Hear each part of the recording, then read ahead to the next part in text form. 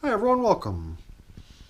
As you can see from the sign here, the tubs out here on the bench are the mixed red worms, and these mixed red worms have been participating in a interesting diet. We figured, hey, let's treat them a little different than all the rest, and let's put them on a coffee-only diet. And that was way back when, These systems have been fed 11 times so far over their lifetimes. And did I not make note of the age? I forget how old it is. Well, whatever. I'll probably include it in the name of the video or something along those lines. So the name is probably already understood, and 11 feedings over that time is pretty average. I think the interval between feedings last time was 2 weeks, and on this occasion it's been 15 days.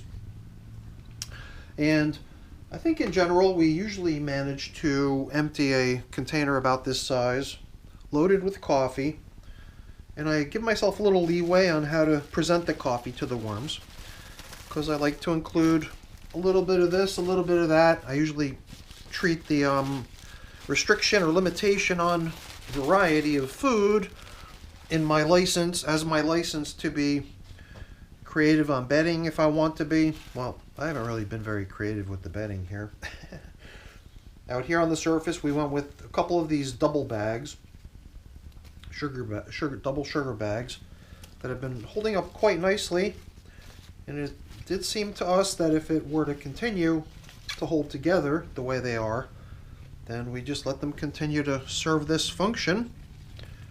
So I usually don't use these double bags. I was curious to see how long they can hold out, with the exception of the one here in bin number 1 getting a little bit nibbled down through the middle.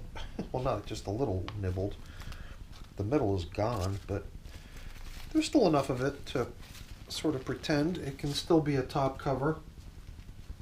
I guess the other thing we could possibly do is start treating them as it's more like a something to go along with their feeding, like cover it in coffee and cover it in moisture, and even some of the things I like to include, little additional extra bonus I like to include is a little bit of my worm chow in with the coffee too, to make it interesting for the wormies. And I guess last time we figured leaves on the surface would be a nice bedding solution. To me it always seems like after the leaves have had an interval between feedings to be in here just resting out on the surface, it's high time to get them blended into the material below. So why don't we do that? I think last time we were pretty thorough going through the systems to get everything tilled up and mixed together, so we don't have to go too crazy doing that again this time.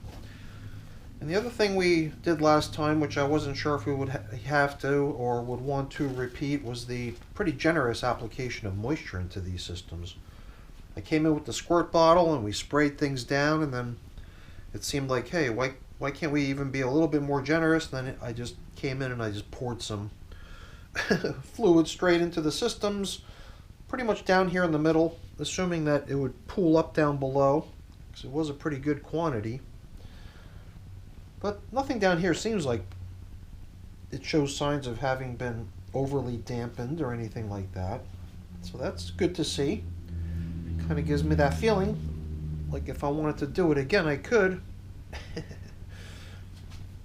Well, we did make a nice little pit down there in the middle, blending stuff in all along and encountering different leftovers from feedings gone by. Certain things that'll take some time, the husk from a mango seed, a pumpkin stem, a little piece of what I think is corn cob here, a little guy burrowing down into it, and even a feeding zone indicator. We'll put the feeding zone indicator aside because we'll continue to use those again as that same function. But why don't we give the leafy matter here in bin number 2 a quick blend. And as far as moisture goes, I think if it were a decision I would make based only on what I observed while going through bin number 1, I would say, well, perhaps the system's okay with the existing moisture. Although if I wanted to add some, it certainly wouldn't cause any harm. And I'm getting that same feeling here. Although here I'm perhaps feeling like maybe the system would even benefit a bit from getting yet another bit of moisture. Things do feel quite nice, but I was typically using the presence of worms in the material as my judge or my measure as to whether or not the stuff looks good. If it looks good, well, that's nice and fine, but if the worms are unable to hang out in it, then, well, it's not really good from that point of view. So let's get on to feeding them. Just interesting to be, other than these old things that they got so long ago, things that are going to take forever basically, how the only stuff we see littered around is basically just, you know, bedding, leftovers of bedding. So let's start in with just a generous little helping of my grit, a little bit of pulverized eggshell, just scattered out on the surface. The last feeding of coffee and worm chow and whatever else they got was pretty much left for them out on the surface. And at this point I'm thinking, why have a trench in the middle? Why have a pit? Why not just follow suit with that same approach and spread the feeding out all over the surface?